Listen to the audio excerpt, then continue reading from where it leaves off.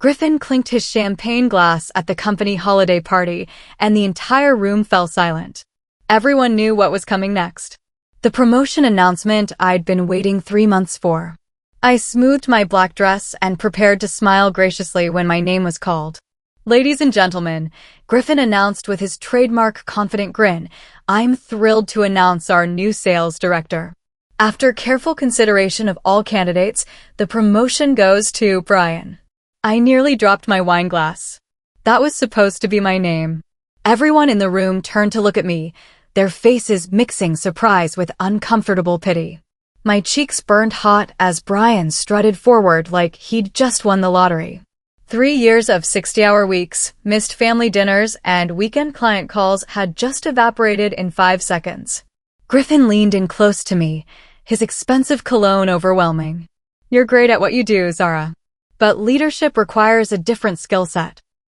You're not quite ready for that level of responsibility."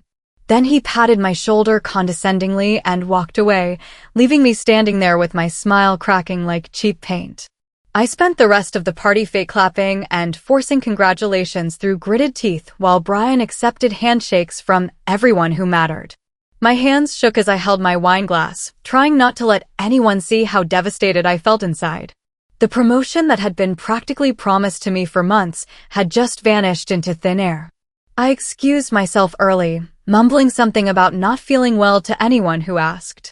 In the parking garage, I sat in my car with the doors locked and screamed until my throat was raw. 3 years at Fletcher Associates. 3 years of late nights, canceled vacation plans, and putting my life on hold for this company. I grabbed my phone to text my sister that I was heading home when I noticed a notification. A new email had arrived just 10 minutes ago, right in the middle of Griffin's speech. The subject line made my blood run cold. Revised Q3 sales report, final version. It was about the quarterly report I'd submitted 2 days earlier, the one that clearly showed my performance exceeding all targets by significant margins. My hands trembled as I opened the email attachment on my phone screen. Griffin had sent what he called minor corrections to my quarterly sales report. But these weren't suggestions or formatting changes. He had actually altered my numbers. Specific edits that made my performance look weaker and less impressive than the reality. I scrolled through the document with growing horror. He'd lowered my conversion rates from 92% to 86%. He'd moved 3 of my biggest client wins to other team members' columns. Most damaging of all, he'd reduced my revenue generation numbers by almost 15%. The changes were subtle, but devastating to my promotion prospects. I clicked through the document's revision history, and my stomach twisted into knots. Every single change had been made from Griffin's personal login.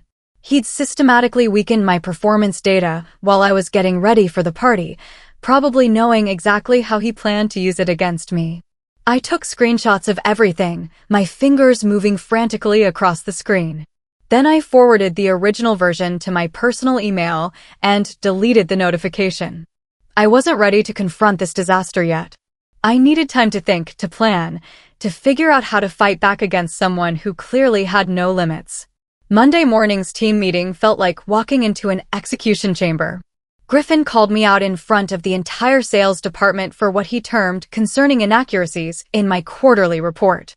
The same report he had secretly sabotaged 2 days earlier. My face burned with embarrassment and barely contained rage. "Attention to detail is absolutely critical in leadership positions," Griffin said, his eyes locked on mine with fake concern. "These kinds of calculation errors and data inconsistencies are exactly why some team members aren't quite ready for senior roles.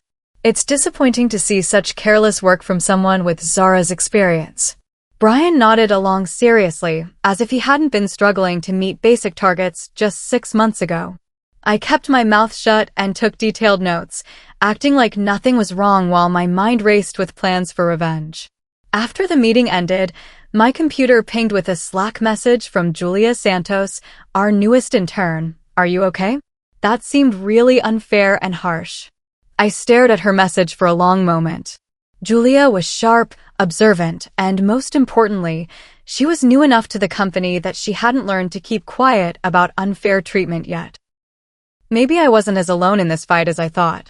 Julia invited me for lunch at the small cafe across the street from our office building. She was only 22, fresh out of college with her marketing degree, but she had incredibly sharp instincts about people and office politics. "You're not losing your mind," she said firmly over her chicken salad sandwich. "Griffin is definitely threatened by you, and everyone can see it except the people who matter." I almost laughed bitterly. An intern fresh out of college can see it, but senior management is completely blind? Julia nodded seriously, pulling out her smartphone. "That's because I've been paying attention to everything that happens here. Something feels really wrong about how women are treated, but I wasn't sure if I was imagining it." She showed me a video file on her phone, and my heart nearly stopped. "I recorded this conversation last Tuesday when Griffin didn't know I was in the supply room," she whispered. Griffin's voice came through the speaker clearly, talking to Marcus from the corporate accounts team. "Zara's problem is that she's too smart and too ambitious. Smart women always end up causing problems because they ask too many questions and challenge authority." I felt my blood turn to ice water as I listened to my boss casually discussing me like I was a problem to be managed rather than a valuable employee to be promoted. After lunch with Julia, I started watching Griffin's behavior much more carefully than I ever had before. I began noticing patterns that I'd somehow missed during my 3 years at the company. Women in our sales department were consistently passed over for leadership roles, while men with inferior performance records climbed the corporate ladder with suspicious ease. I started keeping a detailed journal, writing down every single interaction I witnessed. Every meeting where my ideas were dismissed or ignored, only to be praised enthusiastically when Brian or another male colleague repeated the exact same suggestion 5 minutes later. Every time Griffin interrupted me mid-sentence, but listened patiently to men's opinions. The most disturbing pattern was how high-performing women seemed to burn out and leave the company within 2 years of being hired. Meanwhile, mediocre men stayed for decades and accumulated promotions, raises, and corner offices. I'd been so focused on my own work that I'd missed the systematic discrimination happening right in front of me. One evening while organizing files in our shared network drive, I discovered something that made my hands shake. Buried in a subfolder labeled Personnel Evaluations was a document titled Employee Concerns, ZM. Those were my initials. I clicked on it with a sense of dread, knowing I was about to discover something terrible. The file contained a meticulously organized log of every minor mistake I'd made during my entire 3-year tenure at Fletcher Associates. Missed commas and client emails from 18 months ago. A scheduling confusion that lasted all of 10 minutes. Arriving 3 minutes late to a morning meeting because of subway delays. Griffin had been systematically documenting every human error I'd ever made. The dates went all the way back to my first week on the job, long before I'd ever given him any reason to dislike me. Even during periods when my performance reviews were outstanding and I was exceeding every target, he'd been quietly building a case against me. Creating a paper trail designed to justify holding me back from advancement opportunities. I printed everything using the office printer after everyone else had gone home, my heart pounding with each page that emerged. Then I made backup copies on my personal flash drive, organizing everything by date and significance. The next morning, I called in sick for the first time in over a year. I needed a mental health day to process what I'd discovered about my supervisor's true character. This wasn't just unfair treatment or unconscious bias. This was calculated, deliberate sabotage designed to destroy my career progression while maintaining plausible deniability. Griffin had been playing a long game, and I was just now realizing that I'd been his target from day one. Julia agreed to meet me at a quiet coffee shop downtown during my sick day. When I showed her Griffin's secret file documenting my supposed flaws, her face went completely white with shock. "This is absolutely insane," she whispered, flipping through the printed pages. "We need to dig deeper into this. If he's done this to you, he's definitely done it to other women too." We spent the entire afternoon going through old quarterly reports, performance evaluations, and team assessments that were stored in our company's shared database. Griffin's fingerprints were everywhere once we knew what to look for. Numbers subtly altered, credit quietly reassigned, achievements systematically redistributed to favor male employees over their female counterparts. Julia's sharp eyes caught something that made both of us freeze in horror. She pointed to a series of changes in our metrics for Pinnacle Pharmaceuticals, one of our most important and lucrative clients. Griffin had inflated our success rates and conversion percentages in the official reports that were sent to their executive team. "Look at this," Julia said, her voice barely above a whisper. The original data shows an 87% satisfaction rate, but the version sent to Pinnacle claims 94%. He didn't just steal credit from you and other women. He's been lying to major clients about our actual performance numbers. "This isn't just workplace discrimination," Julia continued, her marketing degree clearly helping her understand the implications. "This is corporate fraud. If Pinnacle Pharmaceuticals discovers that we've been misrepresenting our performance data, they won't just drop our contract. They could sue the entire company for fraudulent business practices." I felt my pulse quicken as the full scope of Griffin's misconduct became clear. This was so much bigger than stolen promotions or unfair treatment. This was criminal behavior that could destroy Fletcher and Associates and cost dozens of innocent people their jobs. Griffin had been playing with dynamite, and I was now holding the detonator. I created a private folder on my personal cloud storage account and titled it Evidence Documentation. Every altered report, every stolen achievement, every piece of discriminatory behavior went into that digital vault. I organized everything chronologically and by severity, creating a comprehensive case that would be impossible to dismiss or explain away. Julia helped me cross-reference dates and verify details, her attention to detail proving invaluable. By the end of the day, we had assembled a devastating portfolio of Griffin's misconduct spanning nearly 4 years. His entire career advancement had been built on lies, theft, and pure discrimination. The following Thursday, our team had dinner at Romano's Italian restaurant to celebrate Brian's promotion. After a few glasses of wine, Brian's tongue became considerably looser than usual. He started bragging about his new position and sharing details that made my blood boil with renewed anger. Griffin told me that Zara would have caused major drama if she'd gotten the promotion, Brian slurred, gesturing wildly with his wine glass. He said she's the type who would file complaints and make trouble for everyone. That's why he had to adjust those reports to show a more accurate picture of her real performance. My heart pounded, but I managed to keep my expression completely neutral. "Oh, really?" He actually said that. I asked casually, discreetly reaching under the table to activate my phone's recording app.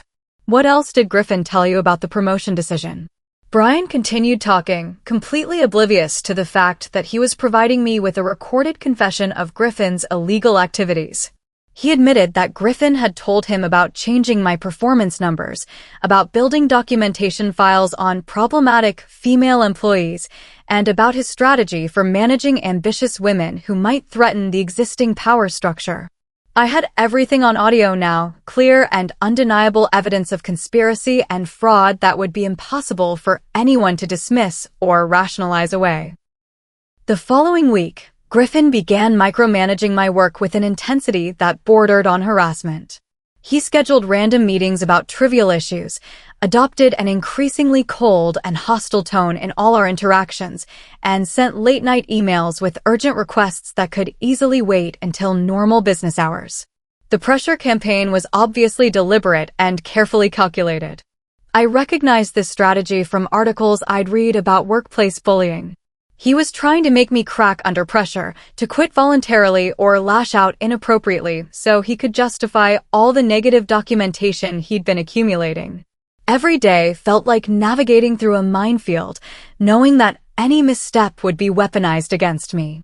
Then I received an email that made my blood run cold with fear and anger.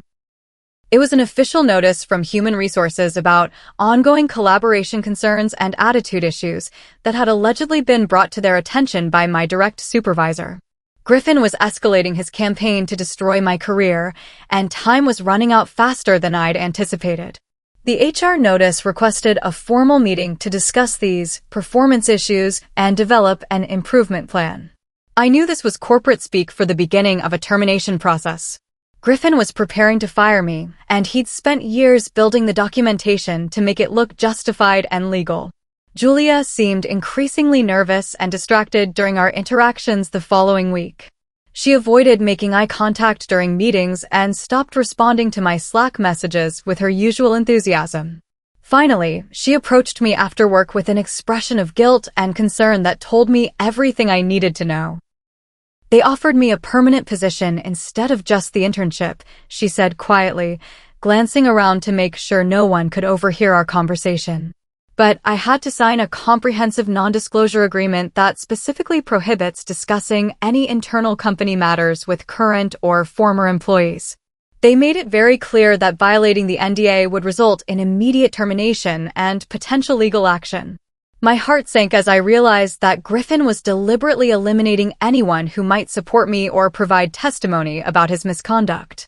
Julia was just beginning her career and couldn't afford to make enemies or develop a reputation as a troublemaker.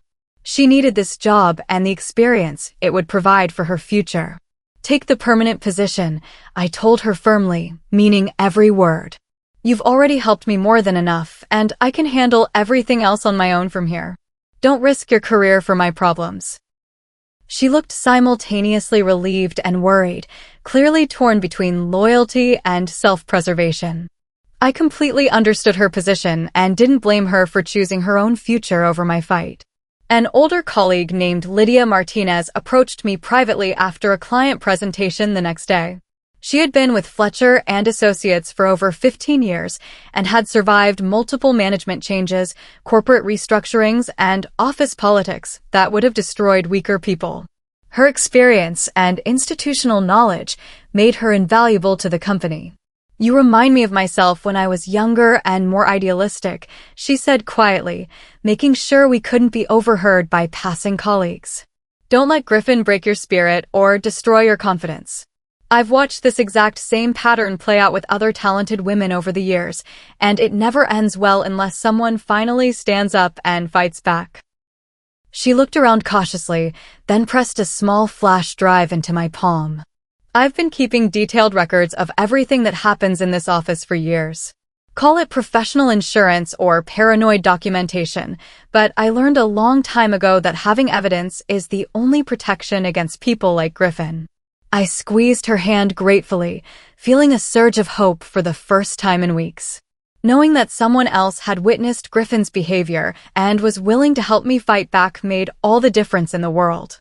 I wasn't completely alone in this battle after all. That evening, I inserted Lydia's flash drive into my laptop with trembling fingers, not sure what I would find, but hoping it would provide the missing pieces of evidence I needed. What I discovered exceeded my wildest expectations and confirmed my worst fears about the scope of Griffin's misconduct over the years.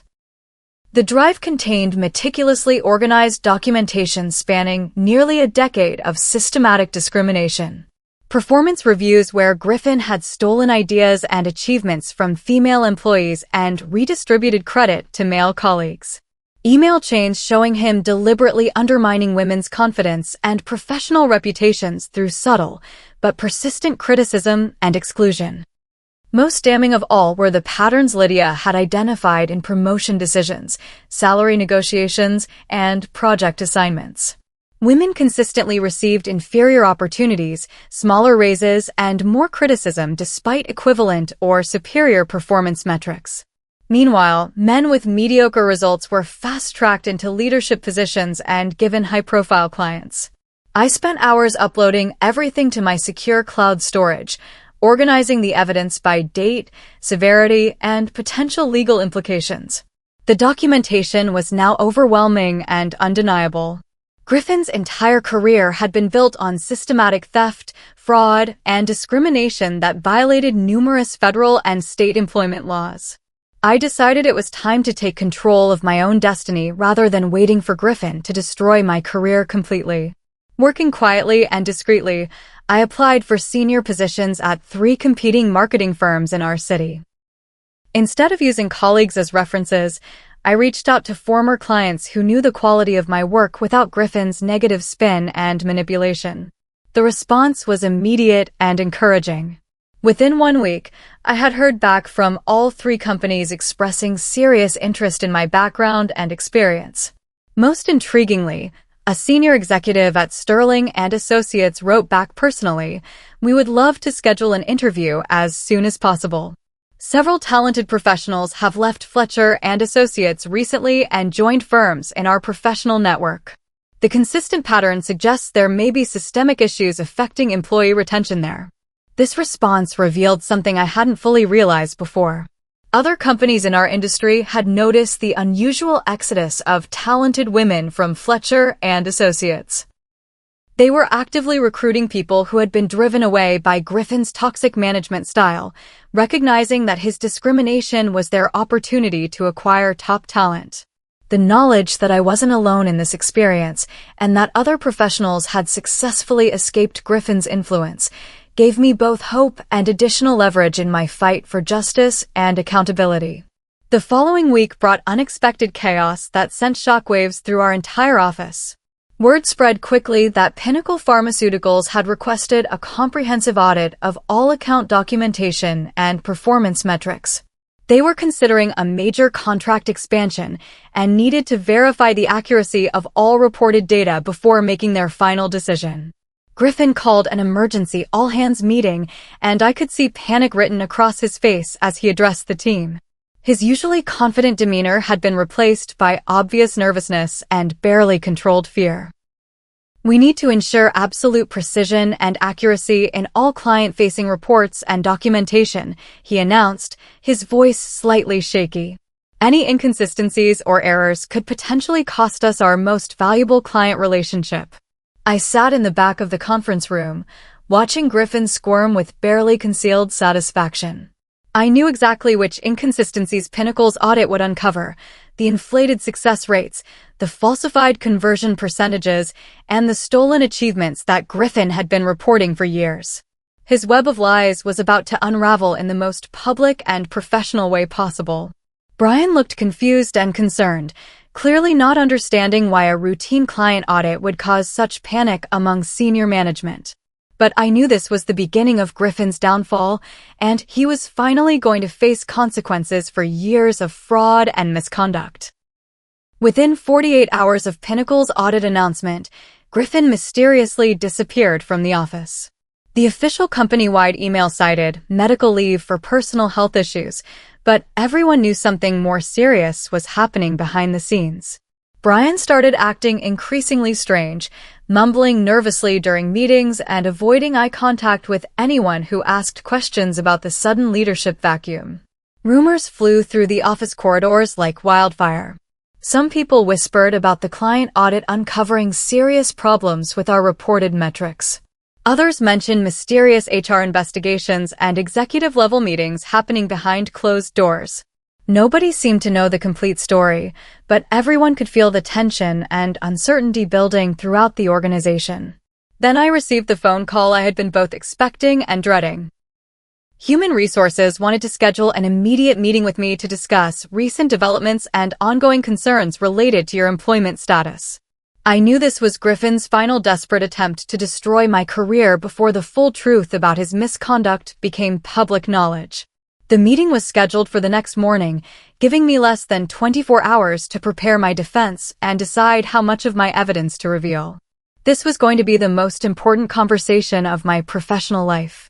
I walked into the HR conference room the next morning with complete confidence, carrying a leather portfolio that contained carefully selected pieces of my evidence.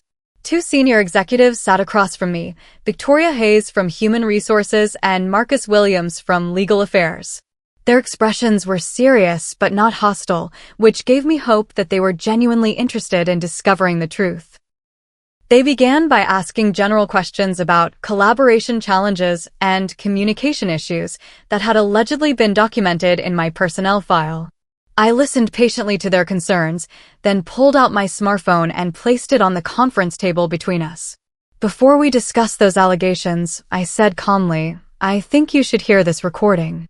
I played Brian's drunken confession about Griffin deliberately changing my performance reports and targeting female employees for discrimination.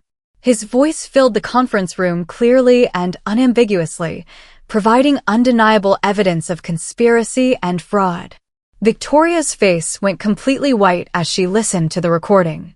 She exchanged meaningful glances with Marcus, then looked back at me with a mixture of shock and professional concern.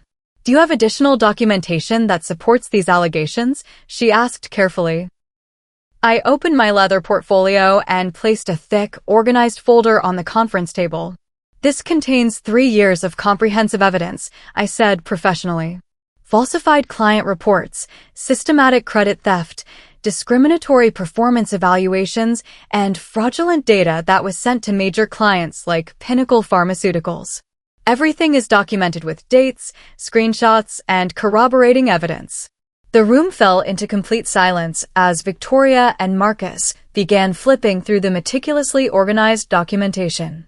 I watched their expressions change from skepticism to shock to professional horror as they realized the scope and severity of Griffin's misconduct. The evidence was overwhelming, undeniable, and legally devastating.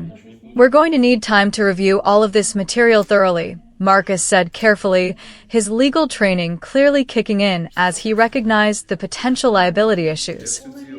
"Thank you for bringing these serious concerns to our attention. We'll be conducting a full investigation, and we'll keep you informed of any developments." I nodded professionally and gathered my things, knowing that I had just changed the trajectory of everything. Griffin's career was effectively over, and the company would have to take immediate action to prevent legal consequences and protect their remaining client relationships. As I walked out of the conference room, I felt a weight lifting from my shoulders that I hadn't even realized I'd been carrying for months. Griffin was officially terminated the following Tuesday morning. There was no formal announcement, no farewell party, no gracious transition period. Just a brief, carefully worded company-wide email about immediate leadership changes in the sales department and his name disappearing from the company directory within hours. Lydia sent me a text message later that day with barely contained satisfaction. Pinnacle decided not to expand their contract but agreed to maintain their current relationship under new management oversight. The company avoided a major lawsuit and potential criminal charges thanks to your evidence and courage. Within a week, Brian was also quietly let go as the investigation revealed his complicity in Griffin's schemes. The entire toxic culture that had dominated our department for years was being systematically dismantled and replaced with new leadership committed to fairness and integrity. Griffin now faced the job market with his professional reputation destroyed and former colleagues who knew exactly what kind of person he really was. His years of building his career on other people's work and achievements had finally caught up with him in the most comprehensive way possible. Over the following month, 3 additional women came forward with their own detailed stories about Griffin's discriminatory behavior and professional sabotage. The company implemented comprehensive new policies for promotion reviews, performance evaluations, and misconduct reporting. They also reached out proactively to several former female employees to apologize for past treatment and offer recommendations or references. The cultural transformation was dramatic and immediate. Women's ideas were suddenly being heard and credited appropriately. Female employees were being considered fairly for leadership positions based on merit rather than gender. The toxic atmosphere of fear and competition had been replaced by genuine collaboration and mutual respect. I received a LinkedIn message from Julia, who had been promoted to junior marketing analyst under the new management structure. "The entire culture here has completely changed for the better," she wrote enthusiastically. "People actually listen to women's contributions now and give credit where it's due. Thank you for having the courage to fight back when the rest of us were too scared." Knowing that future female employees would be treated with dignity and fairness made every moment of stress and uncertainty worthwhile. Griffin's reign of discrimination and manipulation was permanently over. 2 months after his termination, Griffin found my profile on LinkedIn and sent me a desperate, pathetic message that revealed just how completely his life had unraveled. "Zara, please," he wrote. "I know I made some serious mistakes, but we all played the corporate game to some degree. Can't we move past this situation? I have a family to support and bills to pay." His message continued with increasingly desperate justifications and excuses.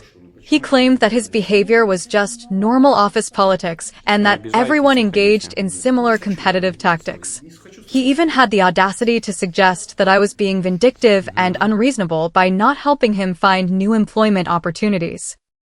I stared at his message for several minutes, feeling absolutely nothing resembling sympathy or forgiveness. Then I typed back a single, simple word, no. Some people might deserve second chances and redemption opportunities, but Griffin had systematically destroyed other people's careers and dreams for years without any remorse or consideration. I blocked his profile immediately after sending my response.